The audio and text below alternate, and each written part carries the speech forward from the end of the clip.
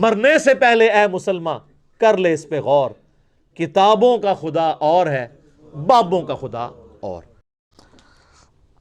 علمی point number 39 وہ ہے میرے بھائیوں، قرآن حکیم کے مسلمانوں پہ حقوق کون سے ہیں؟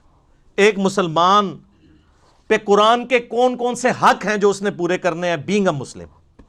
اس پہ بھی 1 گھنٹہ چاہیے، لیکن بڑی اچھی فارم میں یہ کام آلریڈی ایک بندے نے کر دیا ہے، ڈاکٹر اسرار صاحب رحمہ اللہ تعالی۔ ان کا ایک چھوٹا سا کتابچہ ہے جو لاکھوں کی تعداد میں پرنٹ ہو چکا ہے اور دنیا کی کئی زبانوں میں ٹرانسلیٹ ہو چکا ہے، قرآن حکیم کے مسلمانوں پہ 5 حقوق۔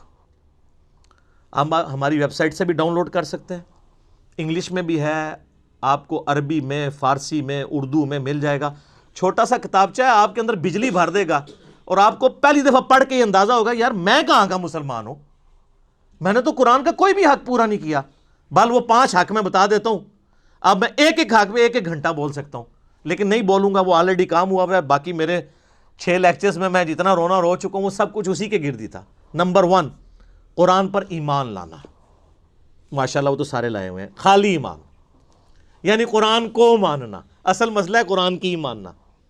نمبر 2 اس کی تلاوت کرنا۔ نمبر 3 قرآن کو سمجھنا۔ بس اب آپ کا ڈاؤن فال شروع ہو گیا۔ نمبر 4 اس پر عمل کرنا، اوسدو اوکھا۔ اور نمبر 5 اس کی تبلیغ کرنا، سب سے مشکل۔ وَتَوَاصَوْا بِالْحَقِّ وَتَوَاصَوْا بِالصَّبْرِ، پھینٹی پکی۔ تو ماشاءاللہ پہلے 2 تو اکثر دنیا کے مسلمان پورے کر ہی رہے ہوں گے کسی نہ کسی فارم میں، ایمان اور تلاوت۔ اگر کوئی لادہ بھی نہیں تلاوت کرتا، وہ کہتا ہے قرآن نماز میں تو میں تلاوت کر ہی رہا ہوں نا سورہ فاتحہ کی، تو یہ 2 حق تو میں ڈیٹم لیول پہ پورے کر رہا ہوں۔ لیکن قرآن کو سمجھنا، قرآن کہا جاتا ہے کہ دنیا میں سب سے پڑھی جانے والی کتاب قرآن ہے، لیکن اس کا تلخ پہلو یہ ہے کہ دنیا میں سب سے زیادہ بغیر سمجھ کے پڑھی جانے والی کتاب بھی قرآن ہی ہے۔ سورہ فرقان آیت نمبر 30 وقال الرسول یا رب ان قوم اتخذوا هذا القرآن مہجورا۔ رسول اللہ شکایت کریں گے قیامت والے دن، اے اللہ میری امت نے قرآن کو پیٹھ کے پیچھے ڈال دیا تھا۔ اس پہ تو اتنا رویا جا سکتا ہے۔ پچھلی دفعہ میں نے وہ جو ناروے میں قرآن والا واقعہ ہوا تھا، لوگ تو وہ انگریزوں کو برا کہہ رہے ہیں، انگریزوں سے بڑے دشمن تو یہاں مسلمان علماء بیٹھے ہیں جنہوں نے مسلمانوں کو قرآن سے دور کیا۔